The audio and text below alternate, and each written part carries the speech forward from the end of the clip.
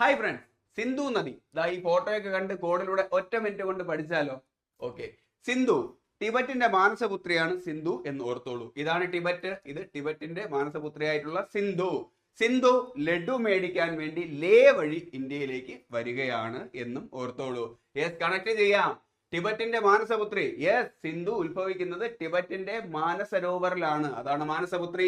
ഇന്ത്യയിലേക്ക് പ്രവേശിക്കുന്നത് ലേ ലഡാക്ക്. ഓക്കെ, ലഡാക്കിലെ ലേ വഴിയാണ് ഇന്ത്യയിലേക്ക് പ്രവേശിക്കുന്നത്. ഇന്ത്യയിൽ വെച്ച് ഒരു ഷെയ്ഖിന്റെ നമ്പറിൽ സിന്ധു വീഴുന്നു.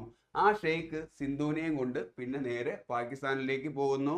ജീവിതകാലം മുഴുവൻ പാകിസ്ഥാനിലാണ് പിന്നെ സിന്ധു ജീവിക്കുന്നത്. അപ്പൊ കണക്ട് ചെയ്യാം. ഷെയ്ഖിന്റെ നമ്പർ അതാണ് ഷിയോക്ക്, നൂബ്ര എന്നീ നദികൾ ഇന്ത്യയിൽ വെച്ചിട്ട് സിന്ധുവിലേക്ക് കൂടിച്ചേരുന്നു.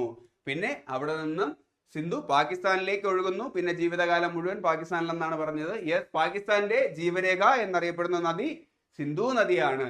പാകിസ്ഥാനിലെ സുൽത്താന്റെ കൊട്ടാരത്തിൽ വെച്ച് സിന്ധുവിന് 5 കുഞ്ഞുങ്ങൾ ജനിക്കുന്നു എന്ന് ഓർത്തോളൂ.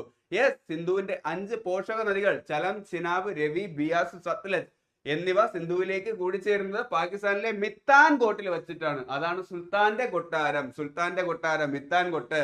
പിന്നെ സിന്ധു അറബിക്കടലിലേക്ക് എത്തുന്നത് എവിടെ വെച്ചിട്ടാണ് എന്ന് ചോദിച്ചു കഴിഞ്ഞാൽ അത് കറാച്ചിയിൽ വെച്ചിട്ടാണ്. യെസ്, ഈ 5 കുട്ടികൾ ജനിച്ചതിനു ശേഷം സിന്ധു ജീവിതം മടുത്തു കരഞ്ഞുകൊണ്ട് അറബിക്കടലിൽ ചാടി എന്നും ഓർത്തോളൂ.